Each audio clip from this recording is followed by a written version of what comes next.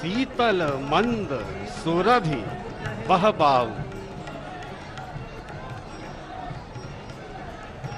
अर्षजित राम जन्म सुख मूल। ये वो घड़ी आ गई है जब श्री हरि अर्थात विष्णु के 7वें अवतार भारत की संस्कृति के कण कण में विराजने वाले, जन्म जन्मांतर के बंधन से मुक्ति प्रदान कर भव सागर पार लगाने वाले श्री राम, प्रभु श्री राम, राम लला के रूप में प्रकट हो रहे हैं। बड़ा ही अनिर्वचनीय यहाँ का माहौल है। जैसा आप अपने टेलीविजन स्क्रीन पर देख भी रहे हैं, लगातार दूर दूर से श्रद्धालु अपने आराध्य राम लला की एक झलक पाने के लिए श्री राम जन्मभूमि अयोध्या पहुंच रहे हैं।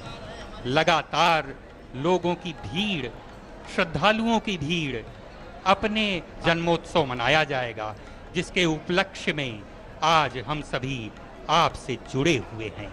भगवान श्री देखते ही बन रहे हैं। ये सारे शिवाजी अस्तुति करहि नाग मुनि देवा, बहुविध लामहि निज निज सेवा। नाग मुनि देव गंधर्व सभी वंदना कर रहे हैं। राम का प्रतीक रूप में जन्म लेंगे, क्योंकि अजन्मे का जन्म नहीं होता है, लेकिन प्रभु जन्मते हैं यह विश्वास दिलाने के लिए कि जब जब हो ही धर्म के हानि, बाढ़े असुर अधम अभिमानी, तब तब धरि प्रभु मनुज शरीरा, हरहि कृपा निधि सज्जन पीरा। और ये सज्जन की पीरा हरने के लिए ही भगवान का प्राकटोत्सव होना है। 11:20 के आसपास ही ये पर्दा लग गया है। षोडशोपचार पद्धति से अंदर पूजन अर्चन चल रहा है। भगवान का प्रतीक रूप में शालिग्राम महाराज का पंचगव्य यानी कि दूध, शहद, दही, सरयू जल और गुलाब जल से स्नान कराया जाएगा। भगवान नए जनेऊ धारण करेंगे, नए वस्त्र धारण करेंगे। और अब जबकि उत्साह का अतिरेक धीरे धीरे उस चरम की ओर बढ़ता जा रहा है, सभी तालियां बजाकर नृत्य करके, और जो लोग अभी भी थोड़ा सा पीछे रह गए हैं, बहुत तीव्रता के साथ इन सीढ़ियों को चढ़ रहे हैं। ये मुख्य प्रवेश द्वार है। यहाँ से सीढ़ियाँ चढ़ने के बाद आप मुख्य आंगन में पड़ते हैं। ये गर्भगृह है। तालियां बज रही हैं, पुजारी जी खड़े हैं। सभी को उस घड़ी की प्रतीक्षा है कि जब प्रभु प्रतीक रूप में जन्मेंगे, और उत्साह की प्रतीक्षा की घड़ियों को काटने के लिए संगीत और भगवान का स्मरण, इन दोनों का सामंजस्य वाद्य यंत्रों के साथ उत्साह नृत्य में परिणित हो गया है। हो भी क्यों ना, त्रेता का वो युग साक्षात जीवंत हो रहा है, जब चक्रवर्ती जी महाराज दशरथ के महल के सामने कुछ इसी तरह का दृश्य रहा होगा।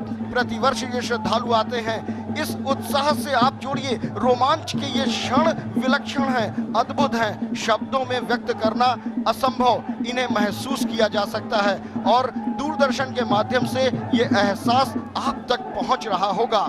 बैकुंठ तो दुर्लभ है, वो मात्र योगियों और भक्तों को मिलता है, किंतु भगवान प्रभु श्री राम की धरा अयोध्या नगरी सभी के लिए सर्व सुलभ है, जहां स्वयं बैकुंठ के स्वामी ने जन्म लिया और लीलाएं की, जो सभी बैकुंठों का मूल आधार है।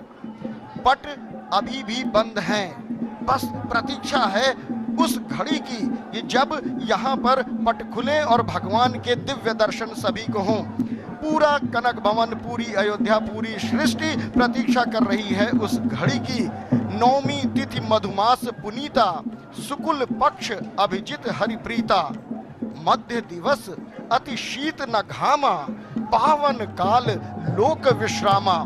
प्रभु का जब जन्म होता है तो वो मध्य होता है, दिन का बहुत न गर्मी होती। कुछ ही मिनट बचे हैं कनक भवन में। इस समय क्या हो रहा है, किस प्रकार दिन के 12 बजने की प्रतीक्षा हो रही है?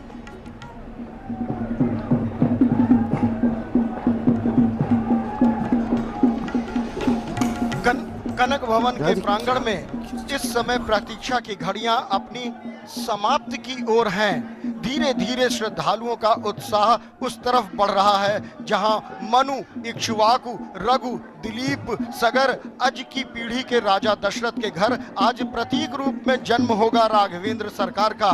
सभी लालायित हैं उनके दर्शन को, उत्कंठा है हृदय के भीतर एक कि उस अमर छवि को देख लें। एक अभिलाषा है निहार लेने की उस मधुर छवि को जो जन्मों जन्मों के कष्टों को हर लेती है। राम का हर रूप मनोहारी है, कल्याणकारी है, चकित करता है, आनंदित करता है। राम शुभकारी हैं, राम सुखकारी हैं। और ये कनक भवन का विशाल प्रांगण, वो आंगन जो खचाखच भरा हुआ था, अब धीरे धीरे गर्भगृह, छोटा जगमोहन, बड़ा जगमोहन पूरी तरह से श्रद्धालुओं से भर गया है। दीक्षा की घड़ियों को मन ही मन संकीर्तन करके, प्रभु के नाम का स्मरण करके, तालियां बजाकर, और कुछ लोग तो नृत्य में उल्लसित होकर झूम रहे हैं। भावनाएं भाषा की मोहताज नहीं होती, भावनाएं तो स्वयं पहुंच जाती हैं। गीत, संगीत, नृत्य और मौन संवाद का एक सबसे सशक्त माध्यम है। ये प्रभु श्री राम के आंगन में जो चरण है, इसके ठीक बगल एक छोटा सा सिद्ध हनुमान जी का मंदिर है। भगवान श्री राम के श्री चरणों में रहकर हनुमत लाल भी यहाँ रहते हैं, क्योंकि गर्भगृह के भीतर उनका प्रवेश वर्जित है। ये माँ जानकी का, माँ भगवती का अपना व्यक्तिगत, नितांत व्यक्तिगत कक्ष है। इसीलिए भगवान श्री राम और जानकी जी यहाँ विराजते हैं। तरह तरह के रूप धर के भगवान के समक्ष अपनी श्रद्धा निवेदित करने के विभिन्न आयामों के यहाँ दर्शन मिलते हैं, जिसे प्रेम की पराकाष्ठा कह सकते हैं। और कह सकते हैं जय जय सिया राम। सहस्र नाम तत्तुल्यम राम नाम वरानने।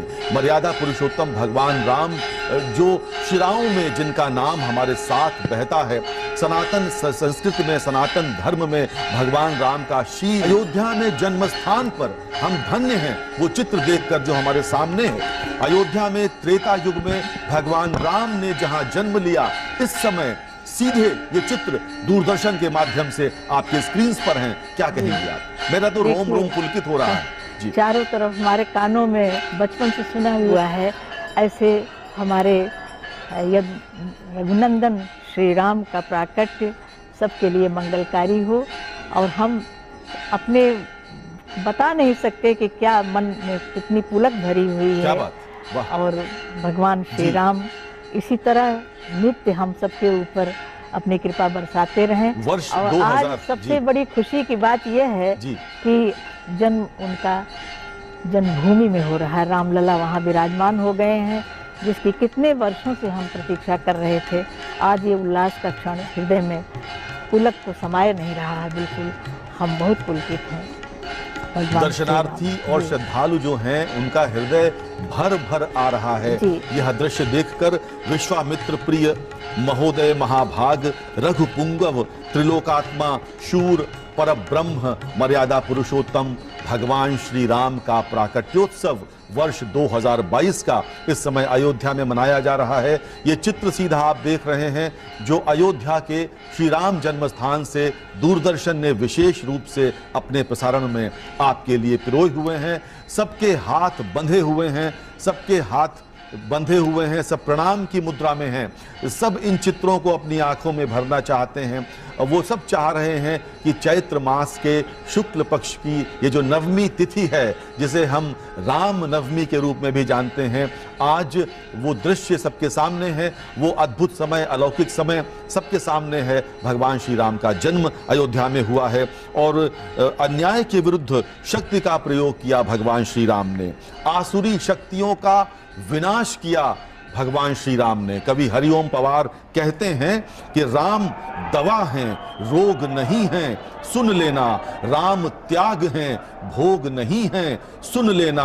राम दया हैं, क्रोध नहीं है, जगवालो। राम सत्य हैं, शोध नहीं है, जगवालो। राम हुआ है नाम लोक हितकारी का, रावण से लड़ने वाली खुददारी का। क्या कहेंगे डॉक्टर विद्या बिंदु सिंह जी? देखिए, श्री राम का चरित्र इसलिए इतना आकर्षक है। डॉक्टर लोहिया कहते थे कि श्री राम जैसा बना नहीं जा सकता, लेकिन उनके पीछे चला जा सकता। और दासियां, सभी दासियां हर्षित होकर इधर उधर भागने लगी।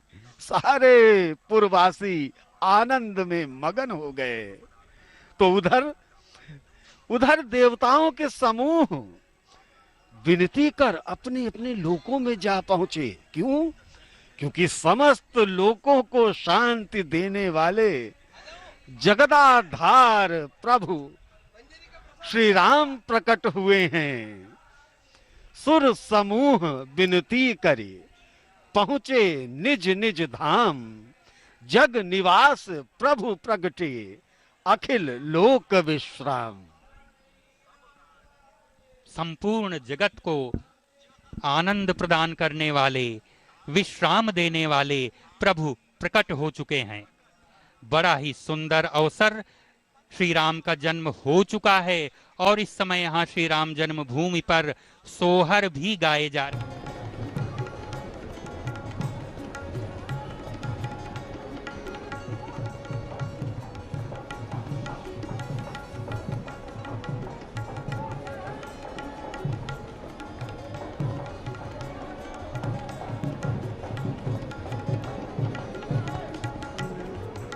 छोटा सा प्रसंग है गीत का,